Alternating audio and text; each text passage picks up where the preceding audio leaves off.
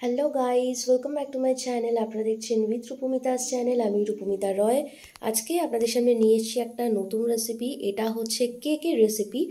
আজকে আমি যে রেসিপিটা শেয়ার করব সেটা হচ্ছে no oven chocolate fruit cake Christmas special recipe. Chocolate fruit cake বানাবো, সেটা একদম উইদাউট ওভেনে। কিভাবে তোমরা খুব সহজে বাড়িতে এরকম ওভেন ছাড়া, মাইক্রো ওভেন বা ওটিজি ছাড়াই সহজেই বাড়িতে চকলেট ফ্রুট কেক বানিয়ে নিতে পারো, সেই রেসিপিটাই আজকে শেয়ার করব। এবং এটা খুবই ময়েস্ট অ্যান্ড ফ্লাফি হয়, খুবই টেস্টি হয় খেতে। সো গাইস, চলো পুরো রেসিপিটা দেখে নাও স্টেপ বাই স্টেপ। আর আমি যেভাবে দেখাবো পুরো স্টেপ বাই স্টেপ সেরকমভাবেই বানিয়ে নিতে পারলে রেসিপিটা কিন্তু খুবই দারুণ হয়। তো গাইস, শুরু করা যাক ক্রিসমাস স্পেশাল চকলেট ফ্রুট কেকের রেসিপি।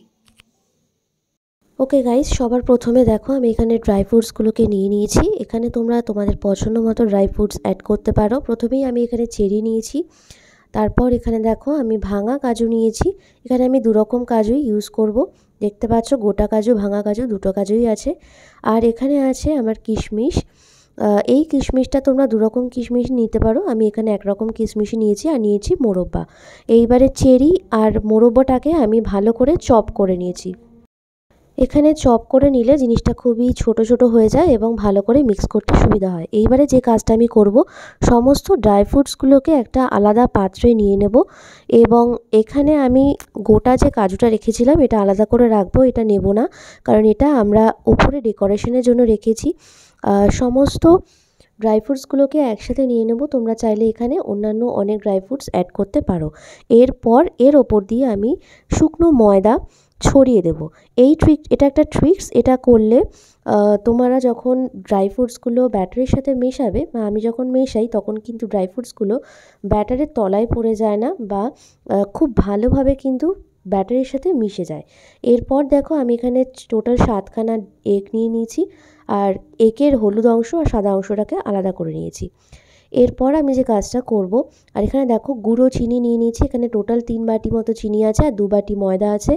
1 বাটি আমি অয়েল নিয়েছি আর ড্রাই ফ্রুটসটা কেটে নিয়েছি। অয়েলটা আমি এখানে 1 বাটি নিয়েছি প্রথমে, কারণ এখানে আমার আরও 1 বাটি অয়েল আমাকে পরে অ্যাড করতে হবে।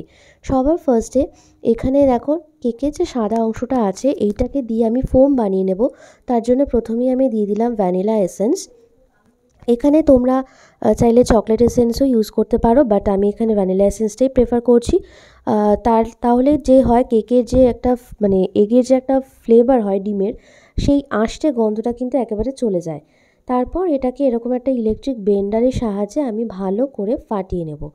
যদি তোমাদের কাছে ইলেকট্রিক ব্লেন্ডার না থাকে তাহলে কিন্তু তোমরা হ্যান্ড ব্লেন্ডার ইউজ করেও ফাটিয়ে নিতে পারো।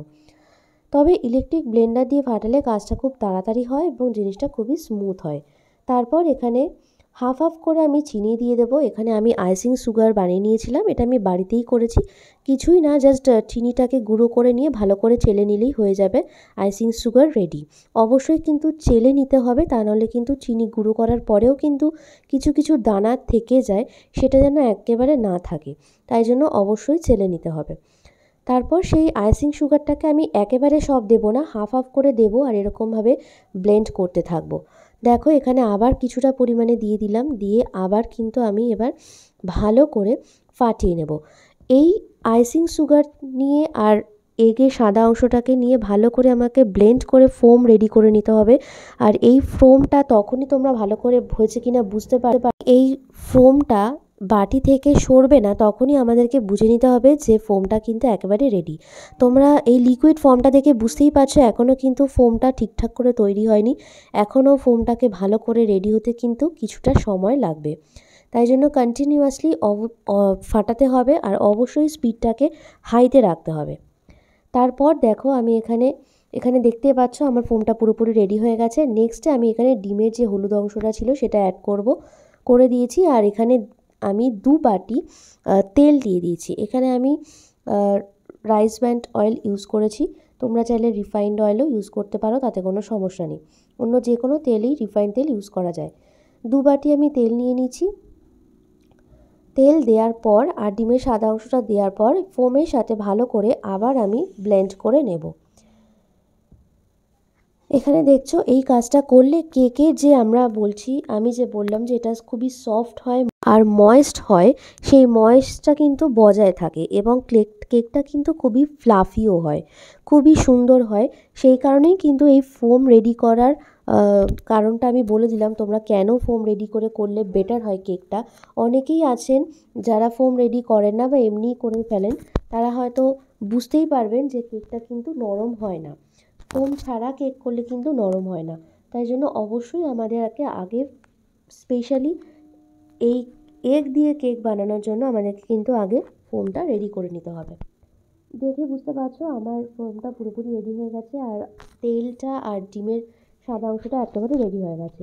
নেক্সট যে কাজটা করব, সমস্ত ময়দাগুলো আর যে কোকো পাউডার দেবো এটাকে আমি ভালো করে চেলে নেব। এখানে দেখো আমি 2 বাটি ময়দা দিয়ে দিয়েছি, বেকিং সোডা দিলাম 1/2 চামচ আর বেকিং পাউডার দিলাম পুরোপুরি 1 চামচ। বেকিং পাউডারটা কিন্তু 1 চামচই দিতে হবে, এর কম বেশি করা যাবে না। তারপর দিয়ে দেবো কোকো পাউডার। কোকো পাউডারটাও আমি এখানে 1.5 চামচ মতো দিয়েছি, কারণ কোকো পাউডার একটু তেতো হয়, তাই জন্য কোকো পাউডারটা বুঝে দিতে হবে। তারপরে ভালো করে সমস্ত শুকনো উপকরণগুলোকে চেলে নেব। আর চালার পরে দেখো কতটা মানে কত কিছু বেরোয় সেই গুঁড়ো জিনিসটা থেকে, সেটা কিন্তু আমাদের ফেলে দিতে হবে। তারপরে শুকনো উপকরণগুলোকে দিয়ে আমি ভালো করে ডিমের ফোমের সাথে মিশিয়ে নেব। এটা আমি একেবারেই দিয়ে দেবো। আর এই কাজটাও কিন্তু আমি ব্লেন্ডারের সাহায্যে করব। প্রথমে একটুখানি ব্লেন্ডার দিয়েই ভালো করে একটুখানি মিক্স করে নেব, তারপর কিন্তু আমি ব্লেন্ডারটা চালাবো। তা নাহলে কিন্তু দেওয়ার সাথে সাথেই যদি ব্লেন্ডার চালাতে শুরু করো তাহলে কিন্তু এটা হাওয়ায় উড়ে যাবে, কারণ ব্লেন্ডার থেকে অনেক সময় হাওয়া বেরোয়। হ্যাঁ, তো সেই কারণে আমি দেখো প্রথমে একটুখানি মিক্স করে নিলাম, তারপরে কিন্তু আমি ব্লেন্ডারটা চালু করেছি। আর এই সময় ব্লেন্ডারের স্পিডটা কিন্তু হাইতে রাখা যাবে না, এটা মিডিয়াম টু লোতে রাখতে হবে। হাইতে যদি রাখা হয় তাহলে কিন্তু ময়দাগুলো উড়ে যাবে। দেখো এখানে আমার ব্যাটারটা রেডি হয়ে গেছে। কেকের ব্যাটারটা তোমরা দেখে বুঝতে পারছো কনসিস্টেন্সিটা খুবই ঘন হয়েছে। আমাদের কিন্তু এক্স্যাক্টলি এরকমই একটা ব্যাটার চাই। তারপর আমি ড্রাই ফ্রুটসগুলো পুরোপুরি মিশিয়ে নেব, কিছুটা রেখে দেবো ওপরে ডেকোরেট করার জন্য। আর ভালো করে ড্রাই ফ্রুটস দেওয়ার পর কিন্তু আর ব্লেন্ডার চালাবো না, তখন একটা স্প্যাচুলা বা তোমাদের কাছে ছুরি থাকলে ছুরি দিয়ে বা তোমরা হাত দিয়েও মিশিয়ে নিতে পারো, সেটা কোনো ব্যাপার নয়। হাত দিয়ে চামচ দিয়ে স্প্যাচুলা দিয়ে মিক্স করে নেব ভালো করে। আর ব্যাটারটা দেখেই তোমরা বুঝতে পারছো এটা কিন্তু খুব গাঢ় হয়েছে। ব্যাটার যত পারফেক্ট হবে কেক কিন্তু ততটাই পারফেক্ট হবে, এটা সবসময় মাথায় রাখতে হবে। আর যদি ব্যাটার পাতলা হয়ে যায় তাহলে কিন্তু কেকটা হতে খুব টাইম লাগবে আর কেকটা কিন্তু ফুলবে না। এরপর দেখো এইবারেও আমি ফয়েলেই রেডি করে তোমাদেরকে দেখাবো। তোমরা ফয়েলে যদি এরকম রেডি করো তাহলে অয়েল ব্রাশ করে নেবে, আর যদি তোমরা মনে করো কোনো অন্য কোনো পাত্রে রেডি করতে চাও তাহলে কিন্তু অয়েল ব্রাশ করার পরে শুকনো ময়দা ওপর থেকে ছড়িয়ে দেবে, অথবা তোমরা বাটার পেপারে ইউজ করে নিতে পারো। তোমরা আগেও আমি অনেকবার কেক বানিয়েছি, সেই ভিডিওগুলোকেও তোমরা ভালো করে দেখে নিতে পারো। আর কিছুটা ব্যাটার জায়গা আমি ফাঁকা রাখবো, পুরোটা ব্যাটার দিয়ে ভর্তি করব না, কারণ এই কেকটা কিন্তু অনেকটা ফুলবে।